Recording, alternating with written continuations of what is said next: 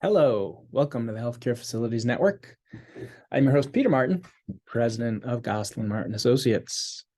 Just a quick update today. I was at a car dealership recently, have some work done on our car, and no, this is not a report on the car, although if you want to send me a check to help defray the costs, I will certainly accept that. But while I was at the dealership, they had Good Morning America on. And while I was doing some work, I happened to hear out of the corner of my ear the host say that they would be back with a resume expert who would give the latest in resume news. And so that obviously piqued my interest, given what we do here at the Healthcare Facilities Network, doing the recruiting we do at Gosselin Martin Associates, and of course, dealing with the career counseling that we do relative to resume creation and resume feedback. So kind of right up my alley. So while those morning shows are not actually things that I watch, usually not home to watch them, I was like, well, I'm going to pay attention to this. And the very first thing that the resume expert said, who was standing in New York City on a busy street in front of a big building and was very well dressed, the first thing they said was that the summary of qualifications that people use on their resume, it's right under the name block, and I'm sure many of you probably have it.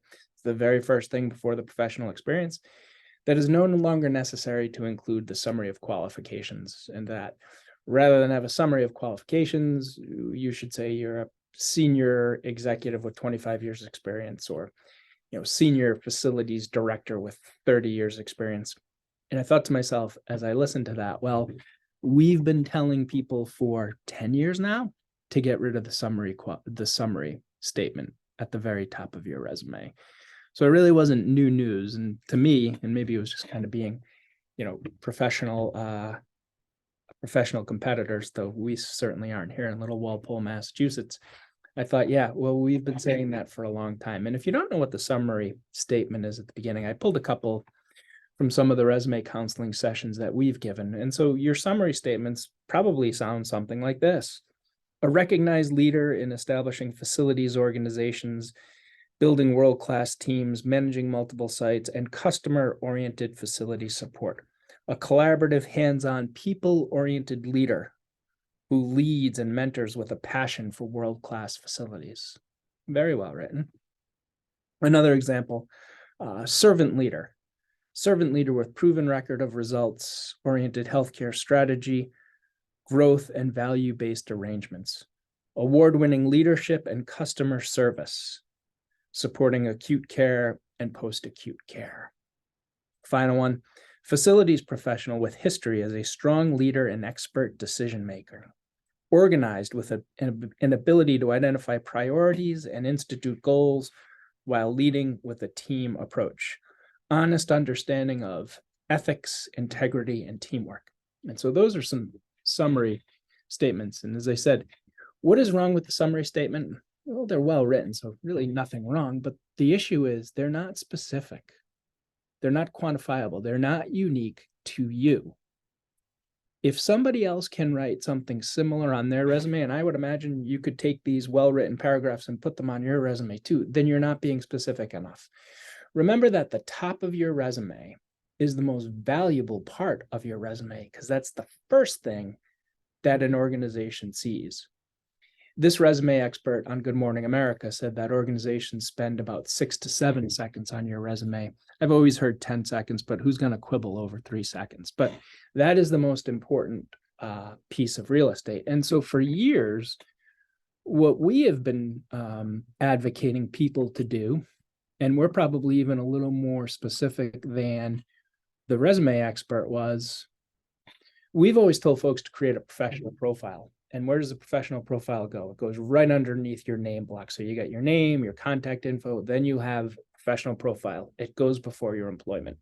This is the most valuable part of your real estate on a resume.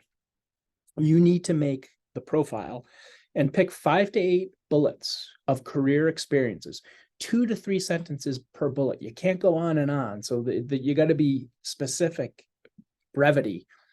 Very concrete, quantifiable, use numbers, use metrics in this professional profile section. So let's say you're a director of facilities management and you're going for a senior director role. You want to take 5 to 8 experiences that you have, and you probably want to vary them. Like, you know, if you're going for an FM role, or if you're going for a planning, design, construction role, a compliance role, you kind of know what's important in that role. So in FM, you want to take bullets that maybe, you know, you have one that speaks to your facility operations success. Maybe you will have one that speaks to your energy savings success. Maybe you have one that goes to your press gainy success, your patient satisfaction success, one that goes to your compliance, if one that goes to your construction. So you want to create multiple bullets hitting different areas that are measurable, that are quantifiable, that are unique to you. I always say on every resume, pretty much every resume where we give counsel, you are unique. You have these experiences that I don't know. And that's why, you know, you can pay to have people write your resume, but it still doesn't get you off the hook, because those experiences that you have are unique to you and perhaps only known to you. And that's what you've got to get out of your body and onto that piece of paper. So you need to grab them in the professional profile. So we have always said, we've always counseled, no matter who you are or what you have success in your resume, put it in the profile.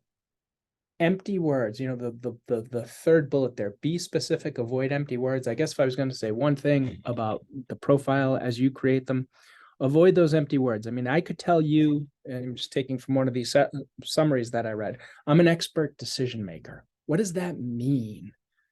I could say that I'm an expert decision maker myself, but it's not quantifiable. Were you an expert decision maker perhaps when you had a fire and you had to evacuate a patient floor in, you know, within 3 minutes, whatever that is?